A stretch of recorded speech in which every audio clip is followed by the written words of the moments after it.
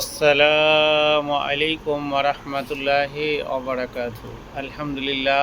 আলহামদুলিল্লাহ নাহমাদুহু ওয়া নাস্তাঈনুহু ওয়া নাস্তাগফিরুহু ওয়া নু'মিনু বিহি ওয়া নাতাওয়াক্কালু আলাইহি ওয়া নাউযু বিল্লাহি মিন শুরুরি আনফুসিনা ওয়া মিন সাইয়্যাতি আমালিনা ওয়া মান ইয়াহদিহিল্লাহু ফালা হাদিয়া লাহু ওয়া নাশহাদু আল্লা ইলাহা ইল্লাল্লাহু ওয়া নাশহাদু আন্না মুহাম্মাদান আবদুহু ওয়া রাসূলুহু আম্মা বা'দ। প্রিয় সুধী,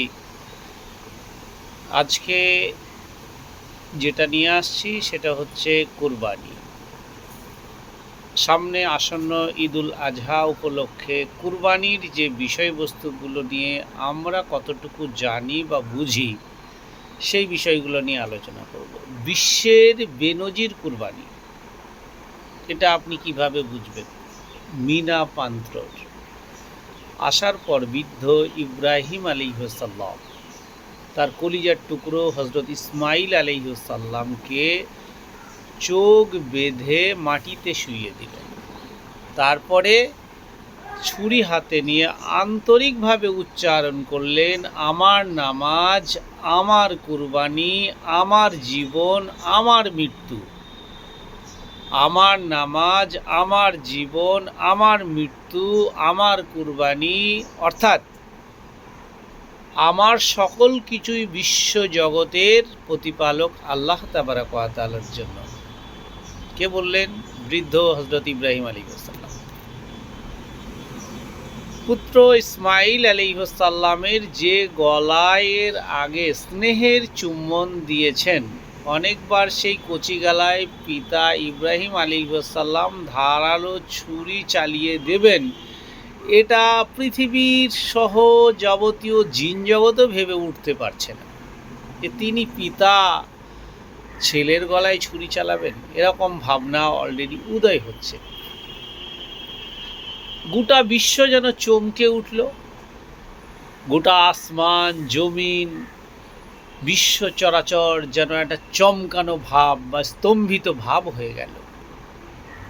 কিন্তু না, বাবার ছুরি চালানো সত্ত্বেও হজরত ইসমাইল আলাইহিসসালামের গলা একটু তো কাটলই না। শিশু ইসমাইল আলাইহিসসালাম মাটিতে শুয়ে থাকা অবস্থায় বৃদ্ধ পিতা হজরত ইব্রাহিম আলাইহিসসালামকে বললেন, আব্বাজান, আমি জানি আমাকে তুমি খুব ভালোবাসেন।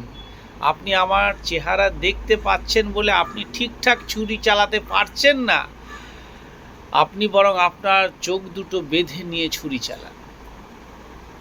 উফ, কতই না ধৈর্যশালী বাবার ধৈর্যশালী পুত্র। অনুভব করুন, হজরত ইব্রাহিম আলাইহিসসালামের পুত্রের কথা মেনে নিলেন, এবার দু চোখ বেঁধেও নিলেন। তিনি ছুরি চালিয়ে দিলেন, সঙ্গে সঙ্গে কুরবানি হয়ে গেল। সেই কুরবানিটা কি? আল্লাহ তাবারাক ওয়া তাআলা হজরত ইব্রাহিম আলাইহিসসালাম ছোট্ট বাচ্চা হজরত ইসমাইল আলাইহিসসালামের প্রতি এত এত এত খুশি হয়ে গেল, আরশ জমিন আনন্দে আনন্দিত হয়ে গেল।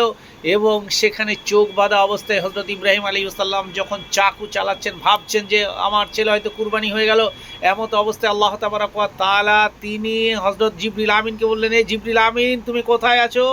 তুমি ছুটে যাও, হজরত ইসমাইল আলাইহিসসালামকে সরিয়ে দিয়ে ওখানে দুম্বা দিয়ে দাও। ওখানে হজরত ইব্রাহিম আলাইহিসসালাম তার অগোচরে হজরত ইসমাইল আলাইহিসসালামকে চাকু চালানো অবস্থায় হজরত জিবরিল আমিন সরিয়ে দিয়ে হজরত জিবরিল আমিন তখন ওখানে একটা দুম্বা দিয়ে দিলেন। চোখ খুলে দেখলেন হজরত ইসমাইল আলাইহিসসালাম কুরবানি হননি, সেখানে একটা দুম্বা কুরবানি হয়ে গেছে।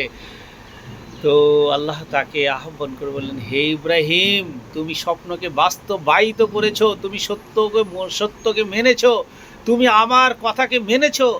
আমার মতো খুশি, আমার মতো আনন্দ কেউ পায়নি। হজরত ইব্রাহিম আলাইহিস সালাম চোখ খুলে অবাক হয়ে গেলেন। আল্লাহ তার পাশে অক্ষত দেহে দাঁড়িয়ে আছেন